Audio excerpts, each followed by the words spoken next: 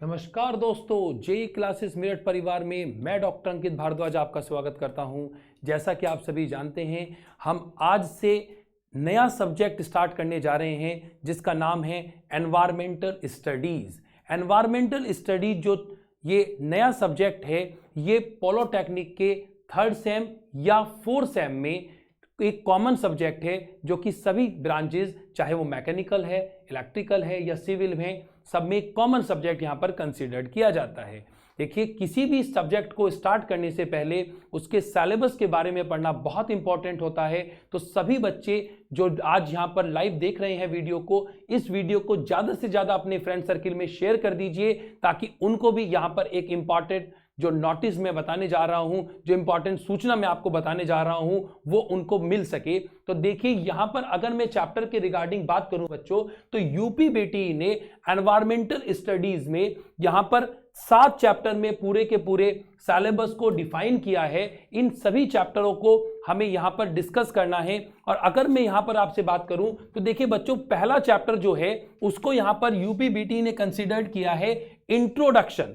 Introduction में यहां पर एनवायरमेंट मतलब जो पर्यावरण है उसके बारे में यहां पर सारी इंफॉर्मेशन दी है। और यहां पर इसी चैप्टर में हम जो 9th और 10th क्लासेस में आप बेसिक एनवायरमेंट साइंस पढ़ के आए थे उसके बारे में बताया गया है। जैसे फूड चेन किसे कहते हैं, जिसे खाद्य श्रृंखला या फिर खाद्य जाल, फूड वेब किसको बोला जाता है, इकोसिस्टम इसे कहते हैं, पारिस्थितिक तंत्र क्या है, कौन कौन से फैक्टर हैं जो इकोसिस्टम को इफेक्ट करते हैं, कौन कौन से फैक्टर ऐसे हैं जो इकोसिस्टम के लिए फायदा पहुंचाते हैं, या कौन ऐसी चीजें हैं जो हमारे वातावरण को नुकसान पहुंचा रही है, यहां हम इस चैप्टर में ये पढ़ने वाले हैं। अगर मैं नेक्स्ट चैप्टर की तरफ आपको लेके जाना चाहूं तो ध्यान दीजिएगा, नेक्स्ट चैप्टर में हमें यहां पर दिया है वायु प्रदूषण, एयर पॉल्यूशन की अगर मैं बात करूं, ये आपने बहुत बार पढ़ा होगा।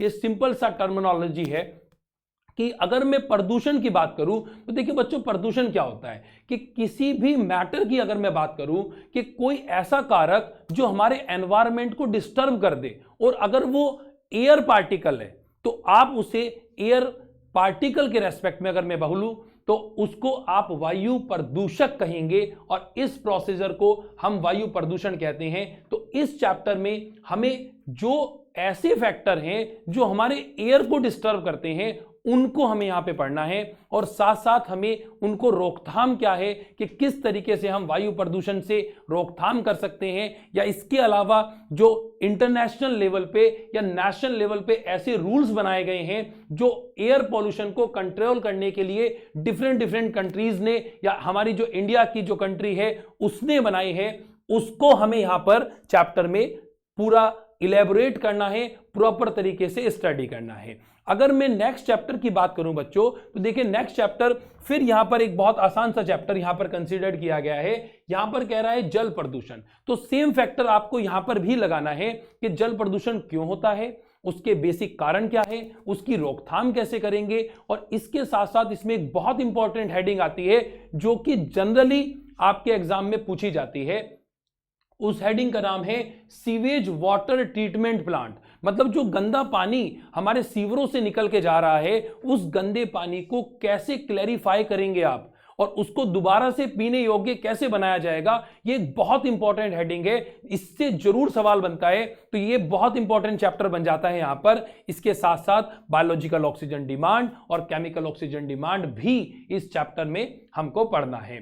देखो बच्चों, इसके अलावा अगर मैं बात करूं नंबर 4 चैप्टर की, अगर मैं आपसे कंसीडरेशन करूं तो यहां पर देखिएगा आप, ठोस अपशिष्ट के रेस्पेक्ट में यहां पर बोल रहा है ठोस अपशिष्ट प्रबंधन, मतलब सॉलिड वेस्ट मैनेजमेंट।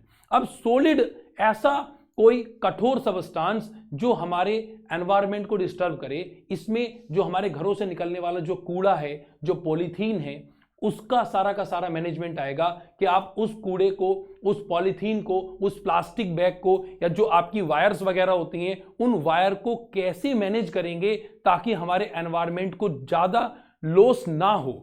तो उसमें हम क्या कर लेते हैं, जैसे हम गड्ढे वगैरह भर लेते हैं या फिर उनको रिसाइकिल कर कर दोबारा से नया बना लिया जाता है। तो ध्यान दीजिए बच्चों, इस चैप्टर में हमें जो सॉलिड वेस्ट मैनेजमेंट है उसके सारे प्रोसीजर पढ़ने पड़ेंगे। रिसाइकलिंग करना, बर्निंग करना, मतलब उसको जला के भी आप कर सकते हैं, लेकिन प्लास्टिक के केस में ऐसा नहीं किया जा सकता, क्योंकि आप जानते हैं कि अगर आप प्लास्टिक को जलाएंगे तो उससे जलाने से बहुत सारी हानिकारक गैसें निकलती हैं जो कि हमारे वातावरण को और ज़्यादा नुकसान पहुंचा सकती हैं। तो इनका हम ज़्यादातर इसी तरीके से यूज़ करते हैं कि जहां पर कभी रोड वगैरह बनानी होती है तो रोड के नीचे हम उस डस्ट पार्टिकल्स को और जो सॉलिड वेस्ट मैनेजमेंट बचा था उस सारे को हम वहां पर रोड में दबा दिया जाता है, क्योंकि वहां तो आगे हमें कभी कोई प्लांट वगैरह भी नहीं ग्रो करना है, उससे रोड भी मजबूत बनती है।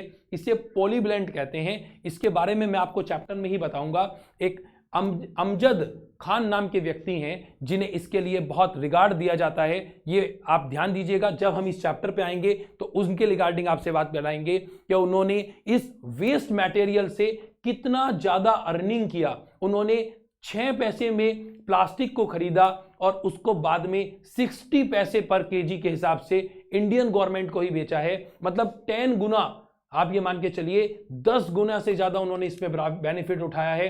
ये एक बहुत इंपॉर्टेंट बात है। जब हम इस चैप्टर में जाएंगे तो वहां पर इनकी केस स्टडी भी करेंगे।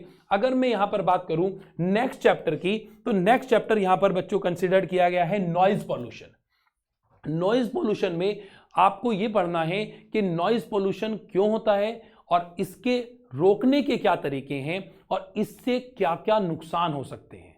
मतलब हमारी ह्यूमन की बॉडी पर जो नॉइज का क्या इफेक्ट है ये आपको पढ़ना है। इसके अलावा इस चैप्टर में एक बहुत इंपॉर्टेंट हम टॉपिक पढ़ेंगे ग्रीन मफलर। में यहां पर आपको याद दिला दूं, ग्रीन मफलर आपको इस चैप्टर में पढ़ना है। और ध्वनि प्रदूषण के रिगार्डिंग आपको यह भी पढ़ना है कि इसकी यूनिट्स क्या होती हैं और कौन से जो भी जैसे एरोप्लेन है या जो ट्रेन है या जो आपके घरों के आसपास लाउड स्पीकर बजते हैं कहीं पर, या कहीं पर आप किसी बहुत ज्यादा कंजस्टेड एरिया में जाते हैं तो वहां पर कितने डेसिबल का नॉइज पोल्यूशन होता है, ये आपको बहुत अच्छे से इस चैप्टर में पढ़ लेना है। देखिए ये जो आपको मैं इस चैप्टर के बारे में बात बता रहा हूं बच्चों, देखिए ये सारे चैप्टर एक्चुअल में एक तरीके से प्रदूषण ही है। अभी तक जो मैंने यहां पे बात की है ये 5 चैप्टरों के रेस्पेक्ट में, तो मैंने आपसे कहा कि पहले चैप्टर में हमने एनवायरमेंटल के सारे फैक्टर पढ़े और फिर प्रदूषण के टाइप्स पढ़ते जा रहे हैं। जब आप प्रीवियस क्लासेस में थे, जिस भी क्लासेस को आप कंप्लीट करके आए हैं, वहां पर आपने प्रदूषण का एक एस्से पढ़ा होगा और उसमें सारे फैक्टर पढ़े थे थोड़े थोड़े। यहां पर थोड़ा सा इलेबोरेट कर दिया है और चैप्टरों को अलग अलग बांट दिया है और इसके बारे में इंटरनेशनल लेवल पे या नेशनल लेवल पे जो भी रूल्स रेगुलेशन है उनका भी प्रॉपर ध्यान रखा गया है, क्योंकि अब आप बड़ी क्लासेस में आ गए हैं। यहां पर आपको प्रॉपर पूरा इसका स्टडी करना पड़ेगा।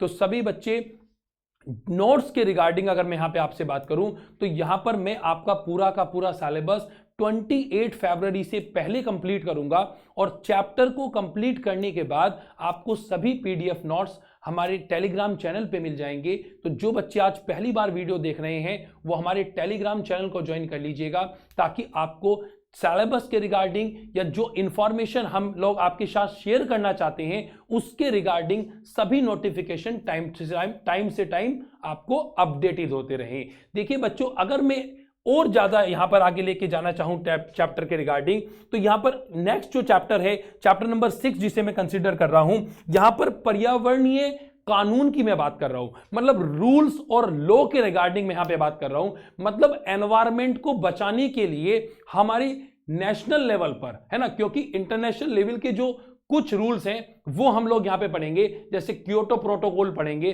जैसे मॉन्ट्रियल प्रोटोकॉल पढ़ेंगे, जैसे वर्ल्ड अर्थ समिट फर्स्ट, वर्ल्ड अर्थ समिट सेकंड पढ़ेंगे।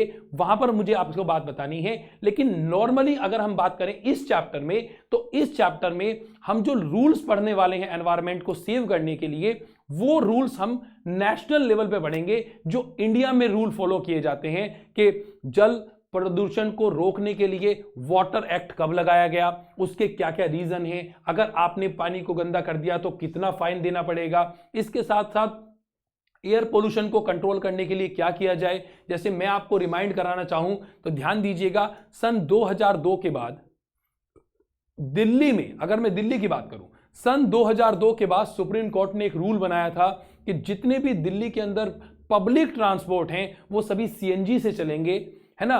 वो पेट्रोल या डीजल से नहीं चलाए जाएंगे, ये एक रूल बनाया गया था। इसका बेसिक रीजन यही है क्योंकि जो सीएनजी है वो इको फ्रेंडली होता है, ऐसा आप सभी जानते हैं, और वो एनवायरनमेंट को कम नुकसान पहुंचाता है। तो इस तरीके के बहुत इंपॉर्टेंट फैक्टर्स और बहुत इंपॉर्टेंट नॉलेज मैं आपको यहां पर देने वाला हूं। तो यहां इस चैप्टर की अगर मैं बात करूं तो यहां पर जितने भी लॉ से रिलेटेड बात हैं वो इस चैप्टर में यहां पर यूपीबीटी ने अपने सिलेबस में डाली है। अब ध्यान दीजिएगा, अगले चैप्टर की अगर मैं बात करूं तो ऊर्जा के उपयोग का पर्यावरण पर प्रभाव, मतलब ये जो एनर्जी है, चाहे वो टाइडल एनर्जी है, चाहे वो लाइट एनर्जी है, चाहे वो साउंड एनर्जी है, चाहे वो किसी भी तरीके की एनर्जी की या ऊर्जा की अगर मैं बात करूं, जो भी हमारे अंदर यहां पर ट्रांसमिट हो रही है या इलेबोरेट हो रही है, उस एनर्जी का एनवायरनमेंट के ऊपर क्या इफेक्ट पड़ता है, ये हमें इस चैप्टर में पढ़ना है।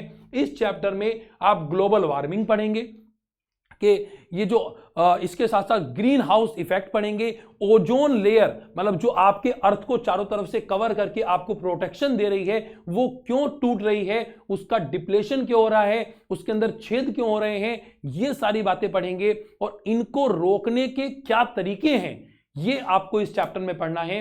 तो बच्चों ध्यान दीजिएगा, इस तरीके से ये 7 चैप्टरों में एक छोटे से टॉपिक को इन्होंने 7 चैप्टरों में डिफाइन किया है यूपीबीटी ने, और हमें ये 7 के 7 चैप्टर कंप्लीट करने हैं। तो आप मेरे साथ जुड़े रहिए। 28 फरवरी से पहले पहले मैं अंकित भारद्वाज आपके साथ मिलकर इन चैप्टर को प्रॉपर वे में कंप्लीट करूंगा। आपको सिर्फ इतना ध्यान देना है कि आपको सिर्फ मेरी क्लासेस को यहां पर रेगुलर ज्वाइन करना है और अपने प्रॉपर नोट्स बनाने हैं, और चैप्टर खत्म होने के बाद मैं भी आपको अपने हाथों से लिखे हुए पीडीएफ नोट्स आपको प्रोवाइड कराऊंगा। तो आज की क्लास को यही विराम करते हैं, लेकिन इससे पहले आपसे एक छोटी सी रिक्वेस्ट कि आप इस वीडियो को ज्यादा से ज्यादा अपने ग्रुप के अंदर शेयर आउट कर दीजिए ताकि सभी बच्चों को इस वीडियो का प्रॉपर फायदा हो सके। और कल से, हां जी, कल से हम स्टार्ट करने जा रहे हैं पहला chapter, introduction of environmental science, introduction of environmental studies. आप इसको दोनों को एक ही बात मान के चलिए बच्चों। यहां पर कल हम पढ़ेंगे कि इकोलॉजी क्या है और पारिस्थितिक तंत्र क्या होते हैं, फूड चेन क्या है, मतलब जो बेसिक आप पढ़ के आए हो एनवायरनमेंट को, उसको इलेबोरेट कर कर हम आगे से इनको इंक्लूड करते चले जाएंगे। तो आज की क्लास को यही विराम देते हैं, मिलते हैं कल दोबारा से शाम 8 बजे। आना ना भूलें। धन्यवाद। जय हिंद, जय भारत।